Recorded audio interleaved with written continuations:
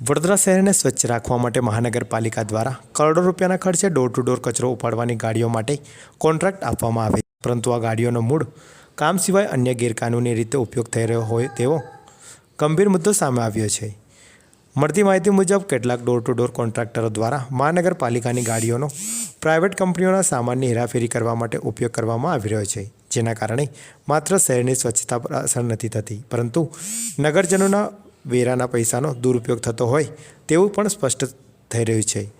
આજે પૂર્વ વિસ્તારમાં આવી જ એક ગાડી પ્રાઇવેટ સામાન હેરાફેરી કરતી જોવા મળતા શહેરના યુથ કોંગ્રેસના પ્રમુખ પવન ગુપ્તાએ તેને રોકી પાડી હતી। ત્યારબાદ મહાનગરપાલિકાને તાત્કાલિક કડક પગલાં લેવા રજૂઆત કરવામાં આવી છે। શહેરમાં ચાલતી આવી ગેરવ્યવસ્થા સામે કઈ કાર્યવાહી થાય છે તેની હવે રાહ જોવાઈ રહી છે। વડોદરા મહાનગરપાલિકા દ્વારા વડોદરા શહેરના ચારેય ઝોનના અંદર ડોર ટુ ડોરનો કોન્ટ્રાક્ટ આપવામાં આવ્યો છે। પહેલા ડોર ટુ ડોર ગાડીઓમાં લોકોના જનતાના ઘરોના કચરા લેવામાં આવતા હતા।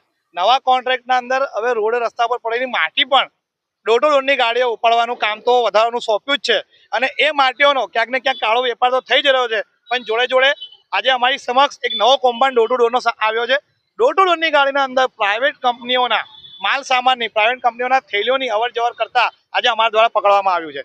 મહાનગરપાલિકા દ્વારા જે કોન્ટ્રાક્ટ આપવામાં આવે છે અને કોન્ટ્રાક્ટરને જે પૈસા ચૂકવવામાં આવે છે વડોદરા શહેરની જનતાના પૈસા છે, અને વડોદરા શહેરને સ્વચ્છ રાખવા માટે એમના ઘરના કચરા ઉપાડવા માટે આપવામાં આવતા હોય છે, પરંતુ કોન્ટ્રાક્ટરો આ પૈસા લઈ અને પોતાના માનીતા અને પોતાના જાણીતા લોકોના પ્રાઇવેટ કામો કરતા હોય છે, તદ્દન ખોટું છે। આની રજૂઆત અમે વોર્ડ ઓફિસર લેવલે કરી છે, અને અમને ત્યાંથી એ સાંત્વના બી મળી છે કે આવનાર દિવસોમાં કોન્ટ્રાક્ટરને દંડ આપવામાં આવશે। જો આવનાર દિવસોમાં દંડ આપવામાં નહીં આવે તો આના ઉપર અમે ઉગ્ર રજૂઆત કરીશું, અને આ કોન્ટ્રાક્ટરને દંડ થાય, આ કોન્ટ્રાક્ટરનો કોન્ટ્રાક્ટ રદ થાય, અને જોડે જોડે આના જેવા અન્ય ઝોનમાં જે કોન્ટ્રાક્ટરો છે એના ઉપર બી વોચ રાખવામાં આવે એવી અમારી માંગ કરવામાં આવશે।